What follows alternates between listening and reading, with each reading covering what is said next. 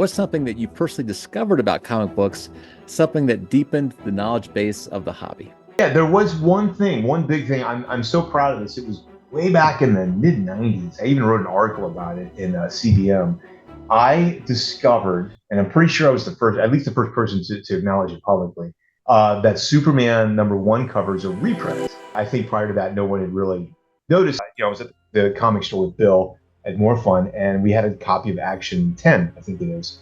And right there, the splash panel at the top, page one, has him flying over buildings. And I'm looking at it going, God, that pose he's striking in the buildings looks so familiar. And then it clicked. And I pulled up a picture of Superman 1, and yeah, it was literally, they just swiped that frame and just, obviously put the oval around it and slapped it on Superman 1 cover. So I was like, this is amazing. Does anybody even know? And the Overstreet, of course, didn't say anything. So yeah, I wrote an article about it, and then Overstreet added it to the price guide, which for me was just, I was over the moon because I've been an Overstreet disciple since I was a kid, and that's a big one. Yeah, I don't know, I can't top that one, so we'll leave it at that one. What's something fascinating that you recently learned about comic books? Most fascinating thing recently is international comics. I have to admit I've probably gotten a little jaded over the years with obviously the American comics you're all familiar with. You see something every once in a while that comes through there, but the international comics was a real eye opener because I had very little exposure to them until we started that ball rolling, and we were lucky to get a whole bunch in at once, and just seeing for the first time, certain issues, like Marvel Silver Age, let's say, that all of a sudden we've got copies from many different countries, from Germany and from Sweden and France and then obviously South America or even Asia. And so these, just seeing them, feeling like all the different, because they're all made on different paper stock. Sometimes the interiors are different. Sometimes the covers are redrawn or the layouts are changed. And so it was like being born again as a collector, because it's like taking what you already knew and putting it into something that you'd never seen before. It was a weird thing. It was a strange feeling, but yeah, I felt like I was starting all over again from scratch, looking at these books and trying to investigate each one to see, to start to piece together, I guess, like beyond the books, like the history of the publications in a particular country. When did they start publishing Marvels? How many did they publish? How long did they publish them? How did they change them?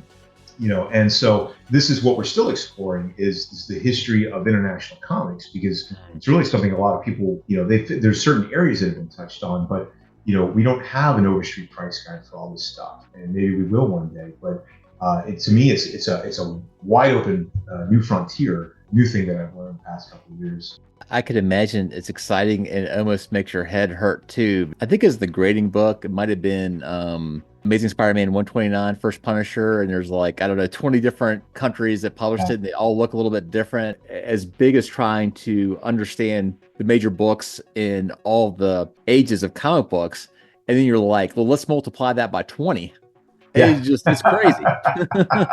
Yeah. And then like Hulk 181, there's a million Spider-Man 129s, but then this Hulk 181, there's not a single definitive international edition of 181 that looks like 181, is shaped like it, that has the stories. You find the stories in other books, or you find 181 that has a completely different cover, or it's magazine size or something. And it's so weird because it's right there next to Spidey 129 in the chronology, and yet these countries, and I don't really have an explanation. I mean, Punisher and Wolverine, were two similar characters that appeared about the same time, but it took some time for them to gain traction among collectors. And yet, I don't know, somebody back then, people were just, maybe Spider-Man was just probably a lot more popular than Pulp.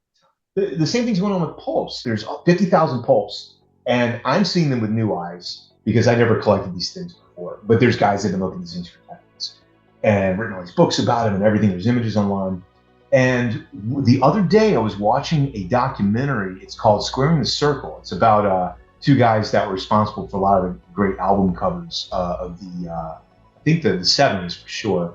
And so they showed a cover for a 10cc album that came out in the 70s. and it's a picture of a guy in a deep sea diver suit carrying a girl in his arms, kind of a strange Starling 49 type of motif. And I'm like, that is the cover of a dime mystery pulp. And sure enough, you go back to, I think, the late 30s, there's Dime Mystery. Now the guy on the Dime Mystery is wearing like a full metal, old school, World War II type of deep sea diver suit. But he's got the girl in his arms. She's wearing, but red dress. It's the pose is exactly the same. Awesome. And the documentary didn't even acknowledge that, And so I'm like, those guys must have had it somehow. They must have gotten in their head. They saw that pulp or something. And then the next day, one of the graders noticed there's an Aliens World cover, Aliens Worlds from the 80s, that has the same thing. Now that cover is swiping the album cover, and the album cover is swiping the pulp cover. Okay. So I think, to what we were just saying here, pulps could be a whole nother potential, area of discovery for things like that are not just comic related, but just related to culture in general. I mean, we've noticed there's a lot of collectors have noticed a lot of comic covers that were swiped pulps, dozens of them, And so again, like the international comics, I think we'll see this information come out more and more as we start certification, and a lot of new collectors enter the space and start looking at these with fresh eyes and going, oh, wait a minute, I've seen this before over here. I've seen that before, So that's I think that's going to be very exciting. Okay, Matt, final two questions. These are rapid fire. So Okay. The first one, what are your top 5 comic covers? Ooh, well, I know 3 off the top of my head. Suspense 3, More Fun 56, Captain Marvel Jr. 4. After that, it starts to get a little. There's so many others, but those 3, those 3 are definitely my top covers. All right, here's another one. If Matt Nelson never discovered comic books, what would he be doing today? Oh man, I'd like to give the rock and roll answer. I'd either be dead or in jail, but no, that's probably not the case. I'd probably be working. I don't know. I think about that sometimes. I was at a bank. I worked at a bank that right before I started the trajectory up to what I'm doing now. Would I still be at the bank? Probably not. Would I be working in a cubicle somewhere? Maybe. To think no. I'd like to think that maybe I would have entered into another career that would have been that involved something in comic books, or at least tapped my creative side. But that's I had no other ambitions to do anything else really at the time. I did the usual career path of going to college and then looking for a job that could pay me as much money as possible to live off of. And no aspirations for being like, a millionaire or changing the world or finding a cure for cancer or anything like that. It just kind of, it was a natural progression of things. One thing led to the other, and none of it was planned. So, where would I have ended up now?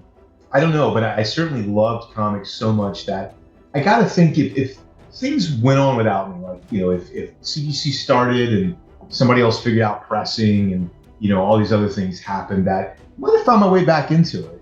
I don't know. I maybe all alternate universes involving me would have all circled back to the same thing. Maybe this is destiny and there's no escape here. Well, everybody, I hope you can join me and thank Matt for coming on the show. And if you like this content, please give it a like. And by the way, Matt mentioned one of my favorite books, Suspense Comics #3. And if you want to watch a video just about that special comic book, check out this one. Thanks for watching, everyone, and I hope to see you around real soon. Thanks, Keston. Bye, all.